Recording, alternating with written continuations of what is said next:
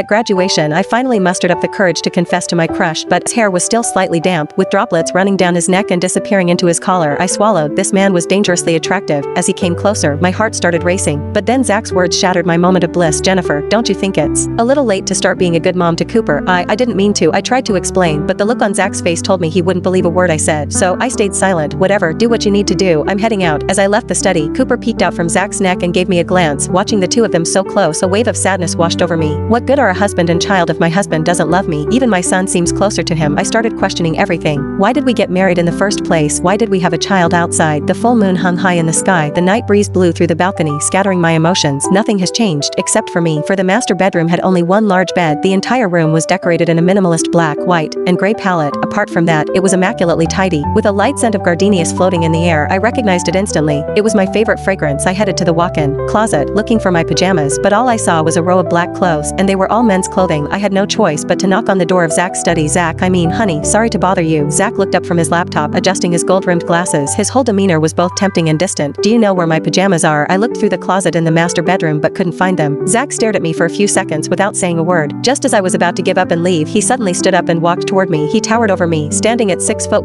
while I barely reached 5'5". I felt like a child standing in front of him. Zach smirked, slipping his hands into his pockets. So, are you planning to carry on with this amnesia act? I gulped, unsure of what to say. The truth was, even if I told him the truth, he wouldn't believe me. Thankfully, he didn't make things difficult this time. He walked past me, heading toward another part of the house. I stood there, confused and not sure what to do next. He glanced back at me from the corner of his eye. Well, aren't you coming? I immediately followed him, keeping a safe distance. Thanks. 2 minutes later, I eagerly opened the closet door in the guest bedroom to grab my pajamas, but the moment I saw what was inside, I slammed the door shut, my face flushed with embarrassment. Oh my god, this is... I didn't even finish my sentence, but I knew Zach understood. He stood by the door, arms crossed, silently watching me with a look that said, keep going, I'm just here to watch the show. Taking a deep breath, I slowly reopened the closet door. Inside were outfits so revealing, they looked like they belonged on a nightclub dancer. Tiny scraps of fabric. There was hardly anything to cover up with. Was this how I dressed after graduation? I mean, after I got married, had my style become this provocative? To make things worse, Zach didn't seem to have any intention of leaving. I ignored his piercing gaze and continued searching through the clothes, but I couldn't find anything even remotely normal. I sighed inwardly and, for some reason, turned to Zach and asked, honey, which one do you like seeing me in? His eyes immediately darkened, and without a word, he turned and walked out of the room. The door slammed shut behind him, and the sound made me jump. Why did he get mad? They say women are hard to understand, but men are even more of a mystery. I grabbed some pajamas and headed to the bathroom. A wild thought crossed my mind. Could our impending divorce have something to do with issues in the bedroom after my shower?